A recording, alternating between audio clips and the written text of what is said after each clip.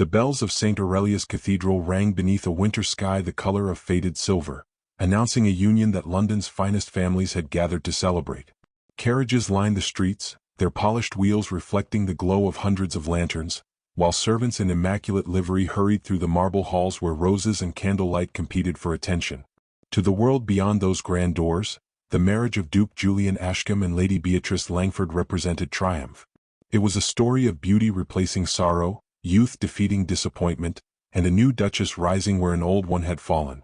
No one spoke Lady Eleanor Ashcombe's name aloud that evening. Yet her absence filled every corner. A year earlier, Eleanor had entered those same halls wearing the sapphire necklace of the Ashcombe family and the quiet confidence of a woman who believed love could withstand any storm. She had been admired for her kindness rather than her beauty, respected for her intelligence rather than her title. But after months of whispers, rumors, and carefully hidden disagreements, she vanished from Blackthorne Hall, leaving behind only a letter and the wedding ring she had once promised never to remove. Society decided the reason before the truth could breathe. The Duchess had failed. The Duchess had been replaced.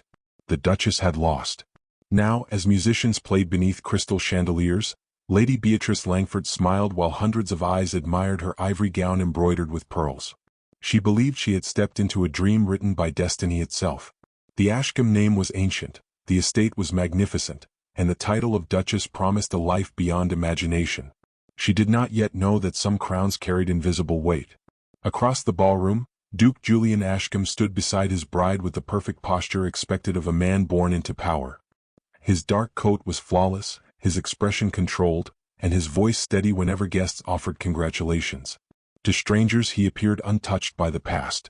But those who looked closely saw the exhaustion beneath his eyes. Julian had mastered the art of hiding pain behind dignity. When Beatrice placed her hand upon his arm for the first dance, she felt the attention of the entire room upon them. She heard the admiration, the envy, and the occasional cruel whisper from those who believed she had won a battle against a woman who was no longer there. "Your Grace," she murmured softly, "I hope I shall prove worthy of this house." Julian looked toward the towering windows where snow gathered against the glass. "This house asks more than worthiness, Lady Beatrice," he replied. "It asks endurance." The words seemed unusual, but before she could question them, the orchestra began and the moment disappeared beneath the music. Far away from the celebration, Eleanor Ashcombe sat beside a small fire in a modest country cottage. The room contained no marble floors, no priceless paintings, and no servants waiting for her command. Yet for the first time in years she breathed without fear of tomorrow's whispers. On the table before her rested the invitation she had received and refused. She had imagined this night many times. She had imagined anger. She had imagined tears. Instead she felt something far more complicated. Relief.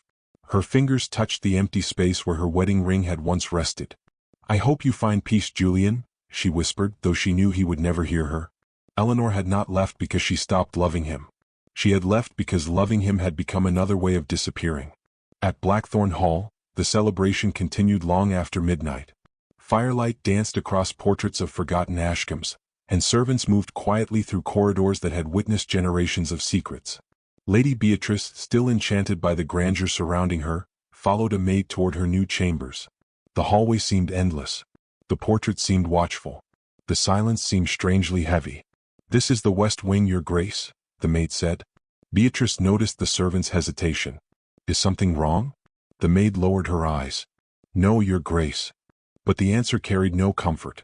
Inside her chamber, Beatrice discovered a room prepared with flowers, silk curtains, and every luxury a young duchess could desire. Yet beside the dressing table sat a single object that did not belong. A small wooden box. She opened it carefully. Inside was Eleanor's untouched wedding gift. A silver music pendant with a note written in Julian's handwriting. Beatrice read the first line before closing it again. "Forgive me for loving duty more loudly than I ever learned to love you." Her heart tightened. For the first time that night, she wondered if she had not inherited a fairy tale, but the remains of a broken one. The following morning, London newspapers celebrated her arrival. They called her fortunate. They praised her beauty. They declared that Blackthorne Hall had finally found a duchess who could restore its glory. But inside the great estate, another truth waited. The servants avoided certain rooms. The clocks seemed louder after sunset.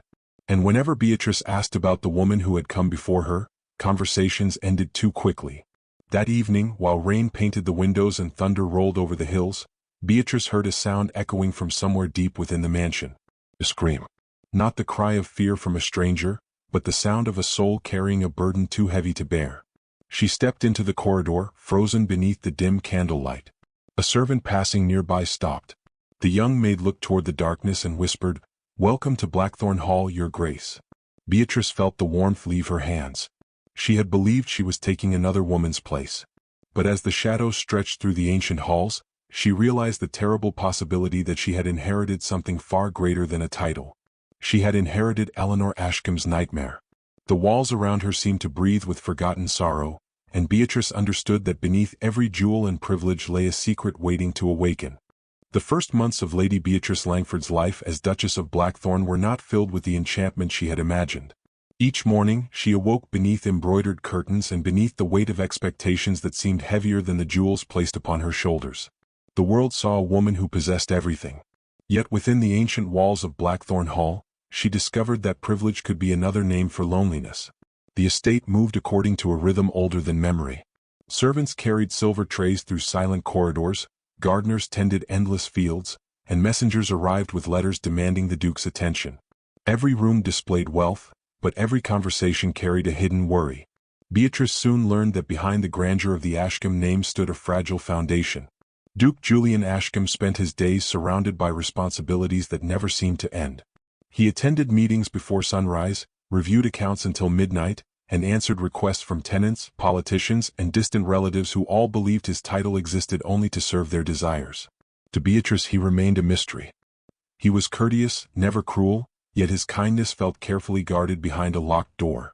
One evening, as rain struck the tall windows of the library, Beatrice found him standing alone beside the fireplace.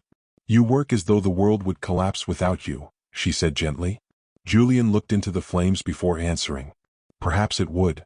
The seriousness of his reply unsettled her. A duke should not carry every burden alone. His expression softened for only a moment. A duke must. Then he returned to his papers, leaving Beatrice with a strange feeling that she had glimpsed a wounded man beneath the polished image. As weeks passed, she began noticing details others ignored. Julian never entered the east wing of the house. He paused whenever he passed Eleanor's portrait. He kept old letters locked away inside his desk. The servants spoke of the former duchess with unusual affection, not the resentment usually reserved for someone who abandoned a title. Beatrice wondered what story existed beneath the one society had told her. One afternoon, while exploring the quieter rooms of Blackthorne Hall, she discovered the music chamber. Dust rested upon the closed piano, yet the room seemed untouched, as if someone had left only yesterday. On the piano bench sat a small velvet box. Inside was a delicate silver pendant and a letter bearing Eleanor's name. Beatrice hesitated before reading. The handwriting belonged to Julian. "Forgive me for loving duty more loudly than I ever learned to love you." The words struck her with unexpected force. This was not the writing of a man who hated his former wife. It was the confession of someone who regretted losing something precious. Before she could read further, footsteps approached. She closed the letter quickly. Lady Cordelia Whitmore entered the room, her elegant gown and sharp expression perfectly matching the cold authority she carried. "I hope you are not searching through memories that no longer belong to you, Your Grace." Beatrice looked toward her. "I was only trying to understand." "Understanding is a dangerous habit," Cordelia replied, "especially for women who have recently acquired power." The warning remained in Beatrice's mind long after Cordelia departed. That night, she heard servants whispering in the hallway. They spoke of unpaid debts, struggling villages, and decisions the Duke had made without asking anyone for help. She realized Blackthorne Hall was not a paradise built on endless fortune. It was a magnificent ship fighting against a hidden storm. The next morning, Beatrice joined Julian during his estate inspection. For the first time, she saw the villages surrounding Blackthorne not as distant lands belonging to a noble family, but as homes filled with ordinary people depending on his choices. An elderly farmer thanked Julian for repairing a damaged road. A young mother blessed him for helping her children receive medicine. Beatrice watched quietly. The Duke, who appeared cold inside the mansion, was different among those who needed him. Later, she asked, "Why do you hide these things?" Julian looked surprised. "Hide what?" "The kindness." He looked away. Kindness loses its meaning when displayed like a trophy. For the first time, Beatrice understood that Julian was not heartless. He was exhausted. But exhaustion could not explain everything. There were still secrets beneath the surface. There were still questions about Eleanor. And there was still the feeling that everyone inside Blackthorne Hall knew a truth she had yet to discover. Days later, an old housekeeper named Mrs. Ellis approached Beatrice with trembling hands. "Your Grace," she whispered, "there is something you deserve to know." Beatrice followed her into a quiet servant's room where old memories rested like forgotten treasures. "Did the former Duchess truly abandon the Duke?" Beatrice asked. The elderly woman's eyes filled with sadness. "No, Your Grace." She reached for a faded photograph of Eleanor. She was the only person brave enough to leave. Beatrice stared at the image, feeling the foundations of her understanding begin to crumble. She had arrived believing Eleanor was the woman who lost everything and that she herself had won. But now, standing among the echoes of another woman's sorrow, she wondered whether the crown she wore was never a reward at all. Perhaps it was a burden passed from one wounded heart to another. That night, Beatrice returned to her chamber and removed the ducal jewels from her neck. Their brilliance no longer represented victory. They felt like a question she was not prepared to answer. Outside, the storm continued over the hills, and Blackthorne Hall stood beneath the darkness like a sleeping giant guarding its secrets. In the distance, a single candle burned in the abandoned east wing, the same place Julian had refused to enter since Eleanor's departure. Beatrice watched the flame flicker and understood that the past had not vanished. It was waiting patiently for someone courageous enough to uncover it. And before morning arrived, Beatrice knew the truth behind the Duchess's disappearance awaited. The journey to the quiet village of Rosemere began beneath a pale autumn sky, when Lady Beatrice Langford finally decided that silence was no longer an answer. 4 months she had lived inside Blackthorne Hall surrounded by unanswered questions, but one name continued to return like a forgotten melody: Eleanor Ashcombe. The woman everyone accused of failure had become the one person Beatrice needed to understand. She traveled without announcement, leaving behind the servants, the carriages, and the careful eyes of society. Her destination was a modest cottage beyond the hills where rumors claimed the former Duchess had disappeared into a simpler life. Beatrice expected bitterness. She expected a woman broken by humiliation, someone who would resent the young Duchess who occupied her former place. Instead, she found peace.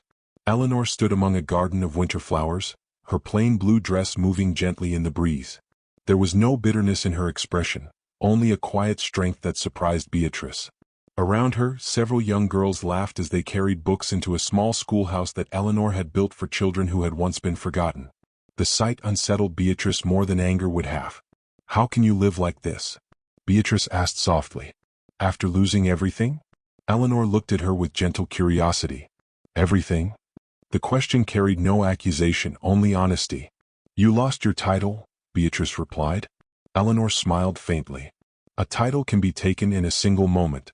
Dignity is something no one can remove unless we surrender it ourselves." The words remained between them like a truth neither woman could escape.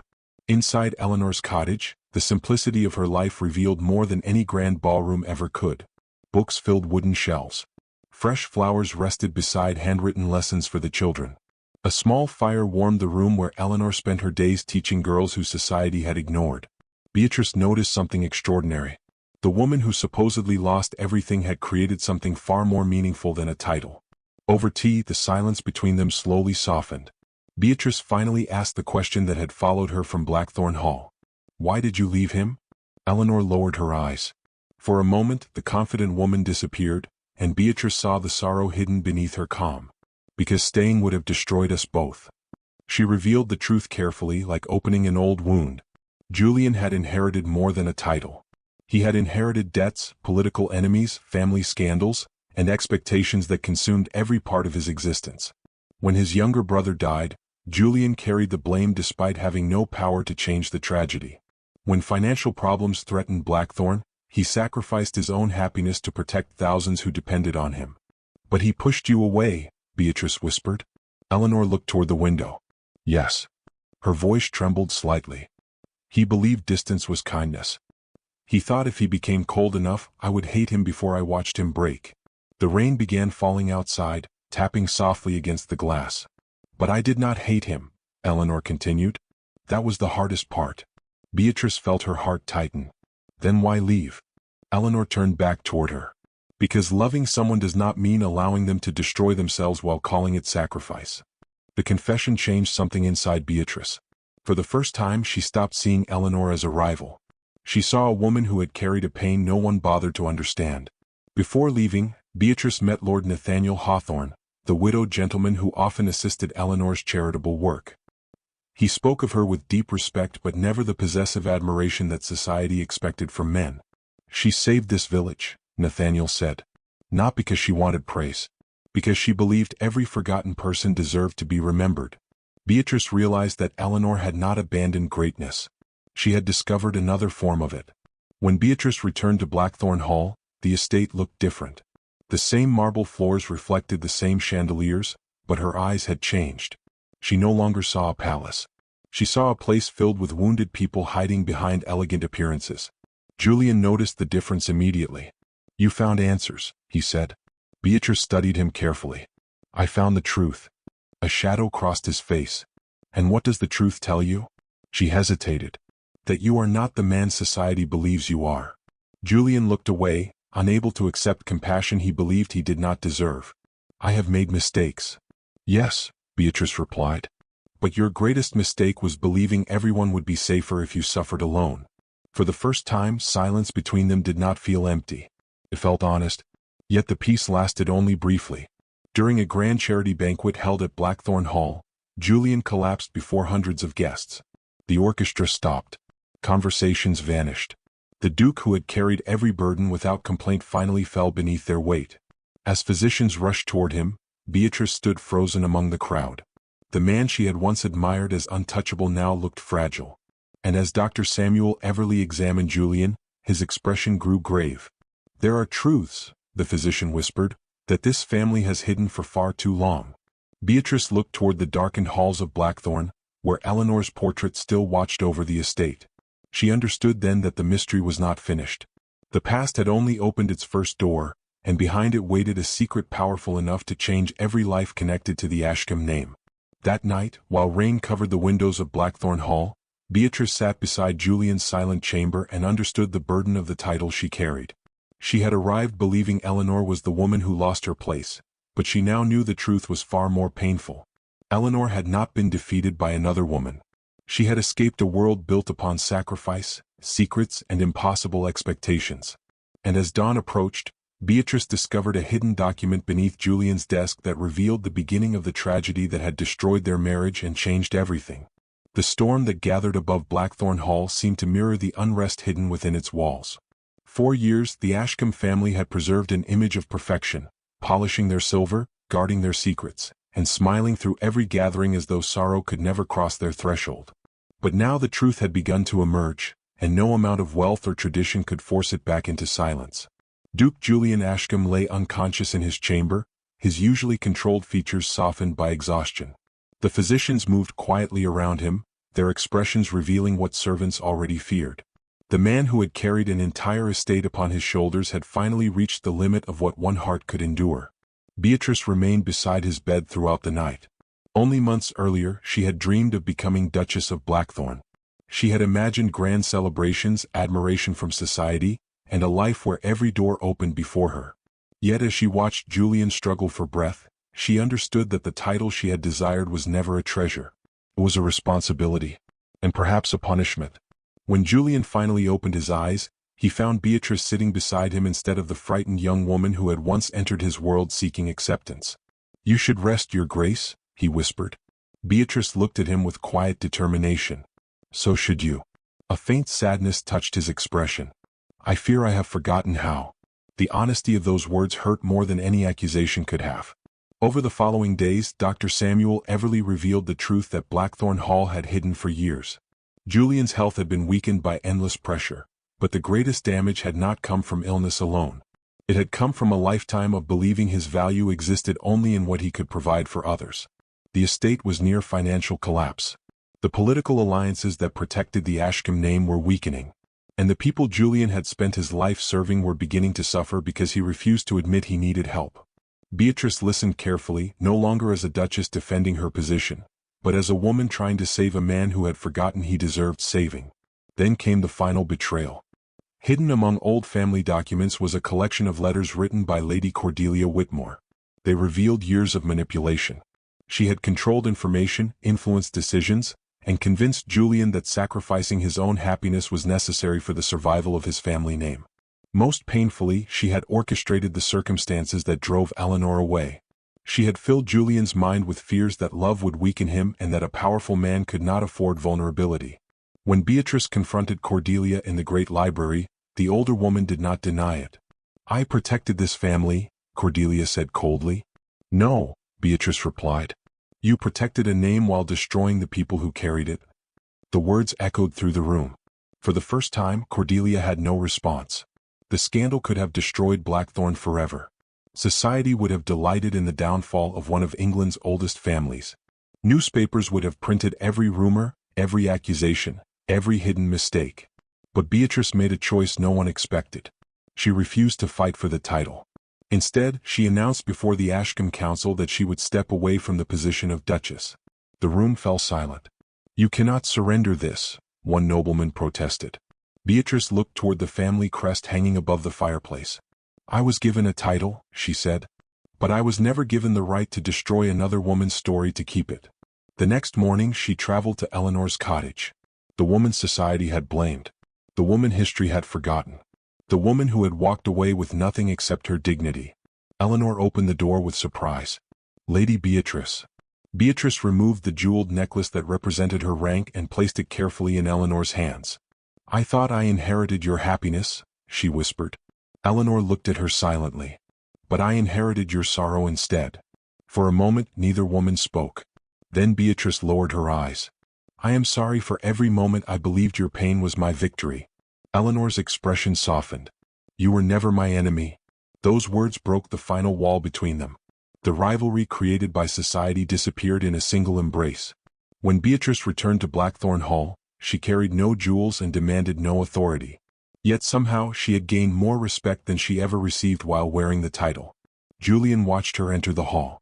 "You gave it up," he said quietly. "Yes." "Why?" Beatrice looked at him. "Because a title that requires another person's suffering is not an honor." The Duke lowered his gaze. For years he had believed strength meant enduring everything alone. But watching Beatrice choose honesty over power forced him to confront the truth he had avoided. He had not protected those he loved.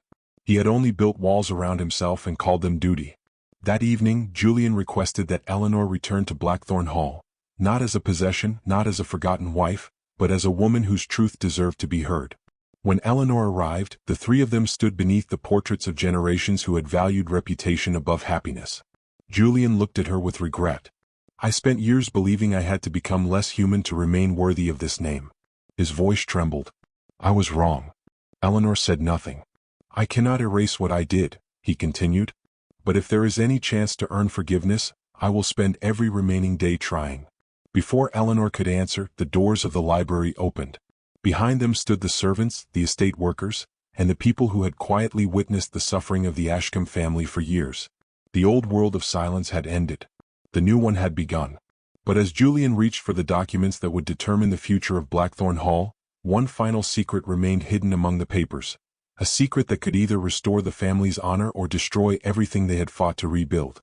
The final secret hidden within the papers of Blackthorne Hall was not a weapon against the Ashcombe family, nor was it the scandal everyone feared.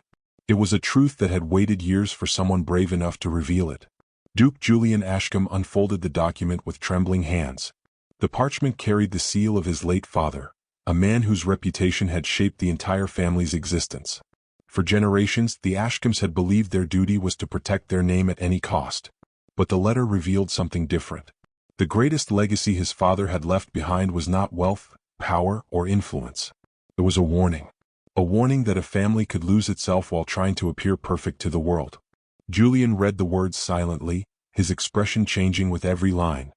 His father had known the dangers of pride, but he had also understood that compassion was the only thing capable of saving the Ashcombe legacy. "You were never meant to carry this alone," Julian whispered.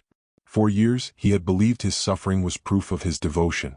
He had mistaken silence for strength and sacrifice for love.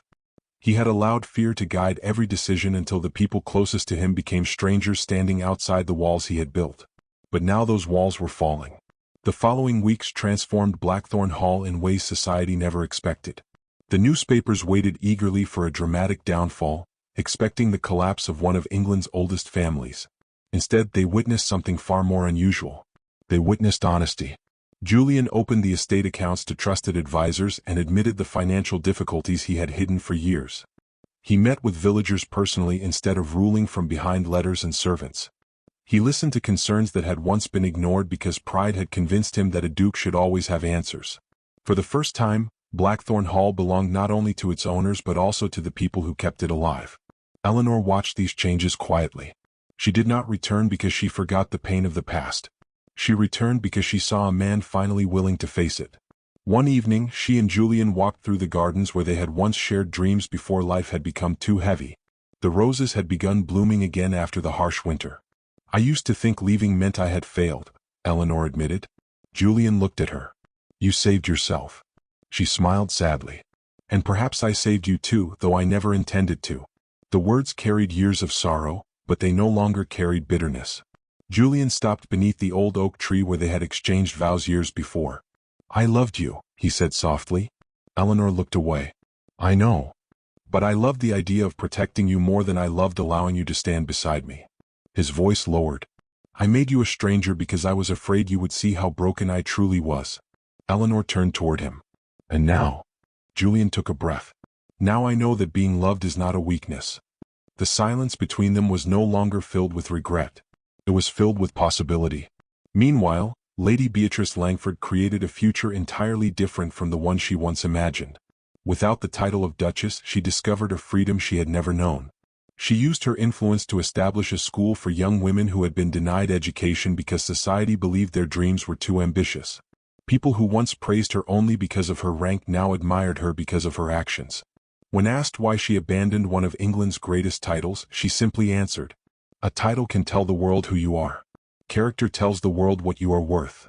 Her friendship with Eleanor became one of the most unexpected bonds in society. Two women whom gossip had once placed against each other became proof that compassion could defeat the divisions created by pride and appearances. Even Lady Cordelia Whitmore changed, though forgiveness did not come easily. She left Blackthorne Hall after admitting her mistakes publicly. She had spent her life believing control was the only way to preserve a family. Only when she lost that control did she understand that love could never be forced into obedience. Months later, the gardens of Blackthorne Hall hosted a gathering unlike any the estate had seen before. There were no whispers of scandal, no cruel judgments, no hidden battles fought behind polite smiles. There was music, there was laughter, there was life.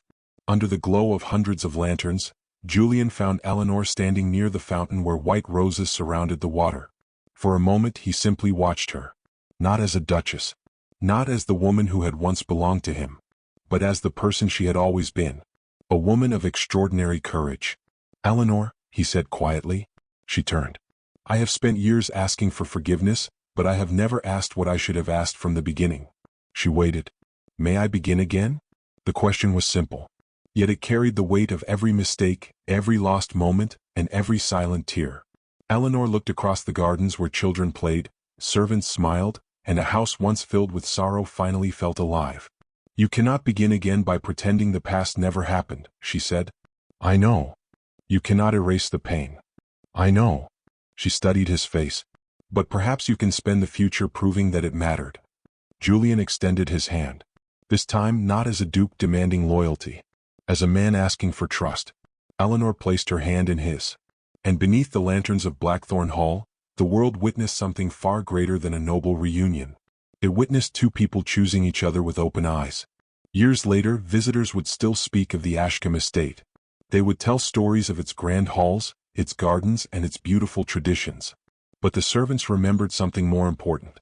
They remembered the years when the house was silent. And they remembered the moment it finally learned how to breathe. Because history had once recorded that one duchess lost her place and another inherited it. But history had been wrong. No woman had stolen another's happiness. No crown had ever been the true prize. The greatest inheritance of Blackthorne Hall was the courage to choose honesty over appearances, kindness over pride, and love over fear. The woman who believed she had taken another's place had discovered something far more meaningful. She had helped return a home to the people who had been trapped inside its walls. And the duchess who walked away with nothing had returned with the one thing no title could ever provide: As the final lanterns faded above the gardens and the first light of morning touched the ancient stones of Blackthorne Hall, the estate stood no longer as a monument to a powerful family. It stood as a reminder that even the oldest houses can be freed, when the hearts inside them finally learn the truth.